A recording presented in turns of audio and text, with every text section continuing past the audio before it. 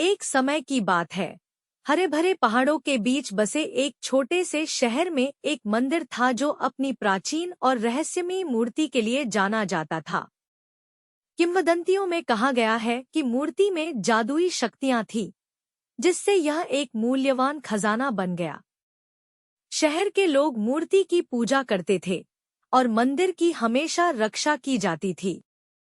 एक दिन विक्रम नाम के एक चतुर चोर ने मूर्ति और उसकी अफवाहित शक्तियों के बारे में सुना। इस पर अपना कब्जा जमाने के लिए दृढ़ संकल्पित विक्रम ने एक चालाक योजना बनाई। उन्होंने मंदिर के लेआउट का अध्ययन किया, गार्डों की दिनचर्या देखी और सही अवसर की प्रतीक्षा की। देर रात, जब चंद्रमा काले बादलों के पीछे छिपा हुआ था, विक्रम चुपचाप मंदिर में घुस गए। वह गार्डों की गश्त से बचते हुए तेजी से और चुपचाप आगे बढ़ गया। अंत में वह आंतरिक गर्भगृह में पहुंचे जहां मूर्ति खड़ी थी, नरम चांदनी में नहाई हुई। जैसे ही विक्रम मूर्ति को पकड़ने के लिए आगे बढ़ा, उसे अपने पीछे एक धीमी आवाज सुनाई दी। आप क्या कर रहे हो? वह एक छोटा लड़का था, जिसकी उम्र 10 साल से अधिक नहीं थी। वह बड़ी, उत्सुक आंखों से उसे घूर रहा था। विक्रम ने तुरंत सोचते हुए मुस्कुराते हुए कहा, मैं यहाँ मूर्ति को साफ करने के लिए आया हूँ।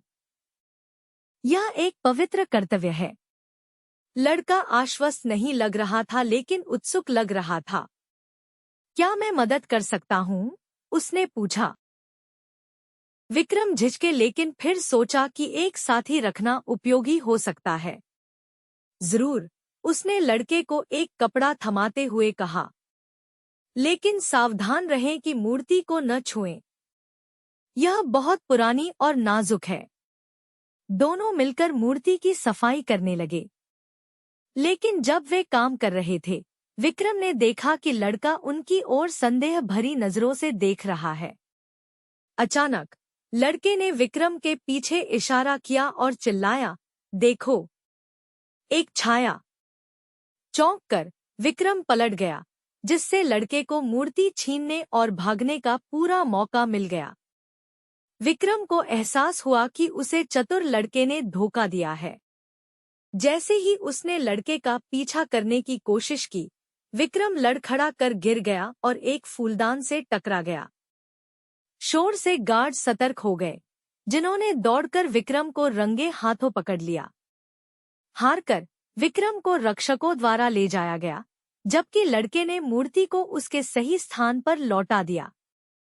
शहर ने लड़के को एक नायक के रूप में सराहा और विक्रम की चोरी की असफल कोशिश आने वाली पीढ़ियों के लिए बताई गई एक सतर्क कहानी बन गई।